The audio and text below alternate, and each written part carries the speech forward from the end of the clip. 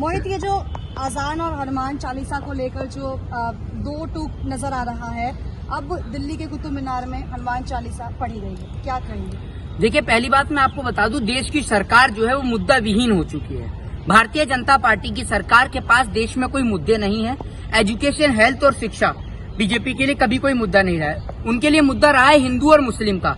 इस देश के अंदर रहते हुए जो काम ईस्ट इंडिया कंपनी नहीं कर पाई, वो काम आज भारतीय जनता पार्टी कर रही है। भारतीय जनता पार्टी इस देश के टुकड़े करना चाहती है, हिंदू मुस्लिम सिख ईसाई के नाम पे इस भारत देश का विभाजन करना चाहती है। वो चाहती है कि ये देश जो है वो टुकड़ों में बंट जाए, जैसे पाकिस्तान बटा, जैसे बांग्लादेश बटा। अब वैसे ही हिंदू और मुस्लिम के नाम पर एक बार फिर इस भारत देश के टुकड़े कराना चाहती है। भारतीय जनता पार्टी अपनी राजनीतिक रोटियां सेकने के लिए इस देश में कभी ताजमहल पे पहुंच जाती है, कभी कुतुब मीनार पे पहुंच जाती है, तो कभी लाउड स्पीकर और अजान पे पहुंच जाती है। आप एक बात मुझे बताइए, जिस तरीके से आज ताजमहल का जिक्र हो रहा है, ताजमहल का नाम बदल के तेजो महल रखा जा रहा है, आप एक बात मुझे बताइए, जो वहां पर शिव मंदिर की भी जो वहां पर बात बताई जा रही है, जब 16वीं शताब्दी में जब ताजमहल का निर्माण कार्य शुरू हुआ था, तो ऐसा भी हो सकता है कि वहां पर जो काम करने वाले जो लेबर हों वो हिंदू हों।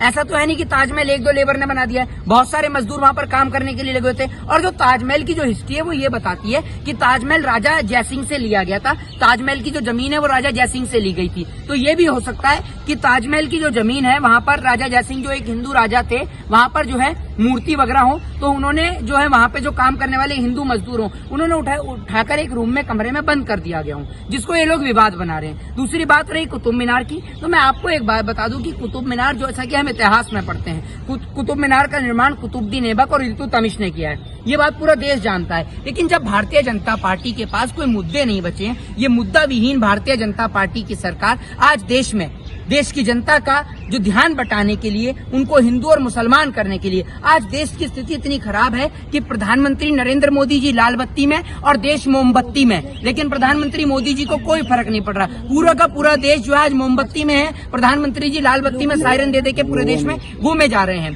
देश की स्थिति इतनी खराब है कि देश अंधेरे से जूझ रहा है, देश के नौजवानों को रोजगार नहीं मिल रहा है। और देश की स्थिति का अनुमान आप इसी बात से लगा सकते हैं कि एक महिला अपने पति का इलाज कराने के लिए 5 रुपए की अस्पताल की पर्ची नहीं बना पाई। मैं आपको वो दिखा देता हूँ। ये देखिए, ये मध्य प्रदेश की घटना है। 5 रुपए की अस्पताल की पर्ची, आप भी देख लीजिएगा एक बार। 5 रुपए की अस्पताल की पर्ची नहीं बना पाई और 12 घंटे बाद उसके पति की मौत हो गई। देश के अंदर इस कदर माहौल खराब है, लेकिन शिक्षा के ऊपर, एजुकेशन के ऊपर, हेल्थ और डेवलपमेंट के ऊपर सरकार चर्चा करने को राजी ही नहीं। लेकिन कहते तो ये है कि हेल्थ सेक्टर में भारत अब कहीं ना कहीं अच्छा नजर आ रहा है, क्योंकि कोरोना काल में भी कहा गया था कि सेकेंड वेव में उन्होंने साफ कह दिया था कि ऑक्सीजन की कमी से किसी की मौत नहीं हुई। उसके बाद वैक्सीनेशन में भी भारत सबसे आगे नजर आया। इस बात की आपने देखा नहीं, इस रिपोर्ट की धज्जियां तो WHO ने उड़ा दी थी। आप एक बात मुझे बताइए, प्रधानमंत्री नरेंद्र मोदी जी की आप किसी भी बात पे अगर आप यकीन करते हैं तो आप सबसे बड़े बेवकूफ माने जाएंगे, क्योंकि सरकार का मैनिफेस्टो कभी भी लीगल नहीं होता है। ये झूठ बोलने में माहिर हैं, A1 क्लास के झूठे हैं, ये A1 क्लास के झूठे जिसे कहते हैं ना, इनसे ऊपर कोई झूठ बोलने में माहिर नहीं है। और झूठ भी फुल कॉन्फिडेंस के साथ, फुल आत्मविश्वास के साथ में, आत्मविश्वास से लबरेज होकर प्रधानमंत्री जी झूठ बोलते हैं। शिक्षा पे बात करने को तैयार नहीं है। और देश के अंदर पहली बार आज देश की स्थिति ये हुई है कि भारत देश का जो रुपया है वो सबसे ज्यादा नीचे गिर गया है डॉलर के मुकाबले। और प्रधानमंत्री नरेंद्र मोदी जी का ऑफिशियली स्टेटमेंट है कि जिस देश का रुपया गिरता है उस देश के प्रधानमंत्री जी की इज्जत गिरती है। तो आज आपकी कथनी और करनी के अनुसार आपकी इज्जत गिर चुकी है। तो शायद वो उन्होंने तो अपने काफी बयानों में बदलाव किया है। कोयले को लेकर भी वो पहले कह चुके हैं कि कोयले की कमी अब भारत में नजर नहीं आती है, लेकिन जिस तरीके से देखा गया है कि कोयले की कमी नजर आ रही है, बिजली से अब लोगों को जो है काफी, मैं आपसे पहले कह रहा हूँ, मैं आपको पहले ही बता चुका हूँ ये बात कि ये झूठ बोलने में माहिर हैं। झूठ बोलने में आप इनके किसी भी नेता, किसी भी कार्यकर्ता का हाथ नहीं पकड़ सकते। एक प्रधानमंत्री मंच से खड़े होकर ये बोल देता है कि प्रत्येक नागरिक के खाते में अगर विदेश से काला धन आएगा तो 15-15 लाख रुपए तो यूं ही आ जाएंगे, 15 से 20 लाख रुपए तो यूं ही आ जाएंगे। कैसे आ जाएंगे? भारतीय मनोरंजन बैंक। तो क्या आप वापस नहीं आया? अरे ये तो बात आप प्रधानमंत्री जी से पूछिए ना। जो प्रधानमंत्री कहते थे मेरे पास काले धन की इतनी लंबी सूची है, असल में जब किसी देश की आर्थिक स्थिति खराब होती है, किसी देश का आर्थिक स्ट्रक्चर डैमेज होता है, तो वहाँ की सरकारें और वहाँ देश के प्रधानमंत्री हिंदू और मुस्लिम जैसे मुद्दे को अपनाते हैं। और वही काम आज भारतीय जनता पार्टी कर रही है। लेकिन मैं इसमें अगर सबसे ज्यादा अगर किसी को पागल समझता हूँ तो वो इस देश की जनता है। वो जनता जो हिंदू और मुसलमान के नाम पे उलझी पड़ी है। आज बुलडोजर अगर चल रहा है ना, जो बुलडोजर सब लोग चिल्ला रहे हैं, बुलडोजर चल रहा है आज देश के नौजवानों के सपनों पर, बुलडोजर चल रहा है इस देश की अस्मिता पर, बुलडोजर चल रहा है इस देश की अनेकता, एकता और अखंडता पर, बुलडोजर चल रहा है इस देश की यूनिटी पर, बुलडोजर चल रहा है आज उस पिता के जो रिक्शा खींचकर अपने बच्चे को पढ़ाता है उसके सपनों पर, बुलडोजर चल रहा है आज भारत देश की अनेकता, एकता, हिंदू मुस्लिम सिख ईसाई एकता पर, वसुदेव कुटुंबकम पर, बुलडोजर चल रहा है आज उस माँ के सपनों पर जो माँ अपने बेटों को सरहद की हिफाजत करने के लिए भेजती है। आज बुलडोजर उन लोगों के सपनों पर चल रहा है, नेता के सपनों पर बुलडोजर नहीं चल रहा है। नेताओं के बच्चे आराम से विदेश में पढ़ रहे हैं और इस देश की जनता को हिंदू और मुसलमान के नाम पर लड़ाया जा रहा है, उनके दिमाग को डाइवर्ट किया जा रहा है। कहाँ किया जा रहा है? वो तो कहते हैं सबका साथ सबका विकास, हर धर्म अगर के लिए आप एक बराबर बात है। मुझे बताइए, आप आंख से अंधी हैं या कान से सुन नहीं सकती?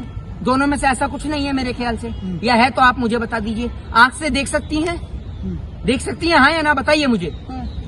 कान से सुन सकती हैं, सुन सकती हैं ना कान से जी। तो आप एक बात का मुझे जवाब दीजिए, जब आंख से आप देख सकती हैं और कान से आप सुन सकती हैं तो आपको एक चीज समझ में नहीं आ रही है इस देश के अंदर कि ये जो ताजमहल और कुतुब मीनार का मुद्दा उठाया जा रहा है, ये किस लिए उठाया जा रहा है? ताजमहल और कुतुब मीनार की जगह कभी भाजपा के नेता ने बोला है कि भैया ये जो आप पीछे देख रहे हैं तो ये जो बड़ा सा, सुन लीजिए, ये जो पीछे आप कहाँ भी है कि मैं आपको एक बात बता रहा हूँ, ये जो नेता हैं जो बैठते हैं अपने आप को, कभी इन्होंने ये स्टेटमेंट दिया है कि ये जो 5 स्टार होटल है इसके नीचे कभी स्कूल हुआ करता था तो 5 स्टार होटल की जगह पे उसको स्कूल में तब्दील कर दो?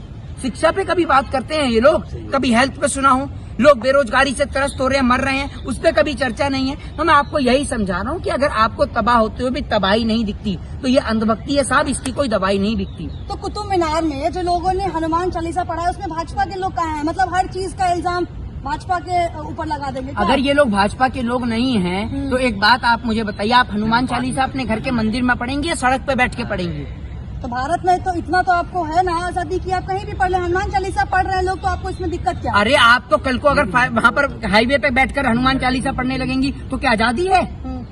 अगर आजादी है क्या? आप हाईवे पे बैठ के पढ़ेंगी हनुमान चालीसा तो आपको बताइए कि आप पढ़ सकती हैं क्या? बताइए आप मुझे। लेकिन हनुमान चालीसा तो क्या है कि आप तो खुद हिंदू हैं, हनुमान चालीसा अगर लोग पढ़ भी रहे हैं तो इसका आप क्या साबित करना चाहते हैं? एक मिनट, क्या साबित करना चाहते हैं? मोहित शर्मा को हनुमान चालीसा से तकलीफ है?